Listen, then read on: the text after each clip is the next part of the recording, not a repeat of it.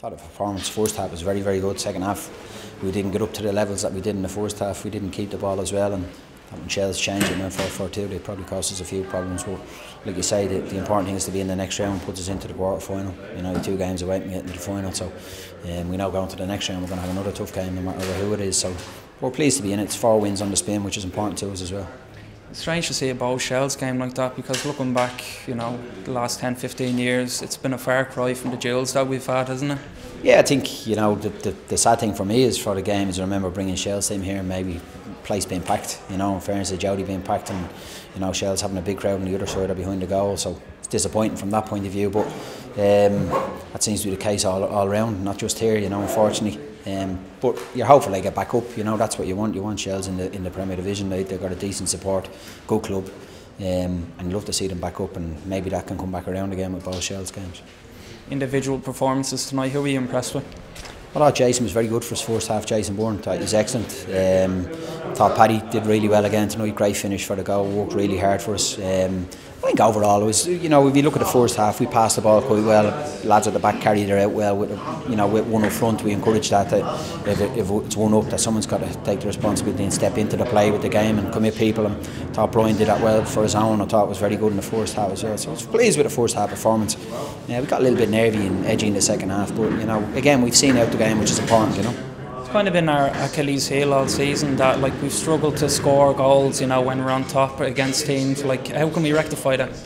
I don't know. I think we've probably looked over the last 3 games. We haven't started as well, and we've been better in the second half. Tonight was the opposite to that. We started really well, and I think if you get the second goal, then that, you know, the confidence will come back into the players as well. You know, obviously it's been difficult for them. Everybody knows that, and they're a little bit fragile at the moment. And when we come under the cosh, we've got to be able to deal with that. And in fairness, the good thing from my point is we've conceded 1 goal in the 4 games from a penalty, so we've defended quite well as a unit.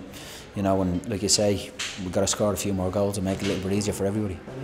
Just looking at some players who weren't playing tonight, you know, you obviously brought Raffaele Cretaro to the club, you know, maybe thinking that he might be your 15-20 goal a season man. Like, how frustrated are you, or is he, that he hasn't been playing regularly? Well, I think in football you sort of have to take the rough with the smooth, you know. We look at Raff and we said, okay, we bring him in, he had a great season last year for Sligo, and hopefully he can kick on for us. But he's been frustrating for him more than anything. I think Raff's the type of fella that's just itching to play, and in fairness to him, if you asked him to play tonight, he would, even though he's got an injury. So we've got to be careful for him as well. It's you know, it might be important that the last 5 or 6 games we got him available. So we're hopeful that, I think he may have a chance for Friday, to be honest. I don't think he's too bad. Rossi might have a chance as well. The 2 lads, I think, are probably gone for the season. They're going to need a bit of work on their Achilles. But we're hopefully we'll strengthen again for next Friday, that we get people back. Jason's took a bit of a knock tonight, so we'll see how he is. But that's football. You know, fellas don't come with the intention of being injured. You know, Raff, fairness, had an operation, got back fairly quick from it, and then has picked up a couple of little niggles, which is probably down to the fact that he's been off a little bit, you know. So, but fantastic attitude. And like I said, if you asked Raff to play with 1 leg tonight, he would have, you know. I was just going to say that Jason Byrne limped past me there a minute ago on a crutch. What's the extent of his injury? He's got a kick in the calf. His leg was extended when he was on his toes, and he got a kick right in the calf. So I'd say it's probably more just a dead leg in the calf area, rather than we're hopeful that it's not a tear or a strain. He said he didn't feel anything like that. It just felt like that he got a wallop as his leg was extended. So it's a little bit sore, and just put him on crutches with caution to keep the weight off it. And of course the transfer window in England is closing now soon, and there's been very speculation in papers. Have you actually, or the club, let anybody go away on trial in the past few weeks? Well, I'm not going to go into that. I think it's important that, you know, everybody knows our situation. Unfortunately, I think people read too much into the situation with the club. Like I said before, if we get an offer for a player that we think is reasonable for the club and it'll benefit the player, well, then we look at that. We know that the most important thing at the moment is the football club, and it's not me, or it's not the players or the individuals. It's about the survival of the football club. So if someone comes in and wants to give us £1 million for one of them, we'll be delighted. But we haven't had that at the moment, so we just have to bide our time, see what happens. If someone goes by Tuesday, you know, it has to be right for both, and obviously the player involved. But the important thing is that, you know, the survival of the club is the utmost for everybody.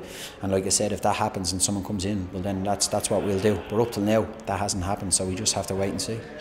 Okay, and finally, 1 series of games to go. You've obviously set out your targets to the players. Is that going to be enough to be there or thereabouts? Oh, I think the important thing is over the next 3 or 4 weeks that we pick up maximum points and see where that takes us. And then it's your case of, you know, bouncing into the 2 bigger games as such as people will see them. But the important thing for us is that we win the games that we have. We got a difficult game in Fingal on Friday, and you know we got 2 home games, and that people think, oh, Bow should win them, but you know that's probably causes a problem this year. So we just got to focus. We said to the players in the next 6 games, you see how many points we can get and see where it takes us. We've done that. We've won 3. We're in the next round of the cup. You know, so we've won the Setanta Cup, but everybody says it's a bad season for Bows. But unfortunately, or fortunately, you know, that's a good thing, I suppose, when you've got success and you're at a big club that people demand, and rightly so. All right, thanks, Pat. All right, cheers.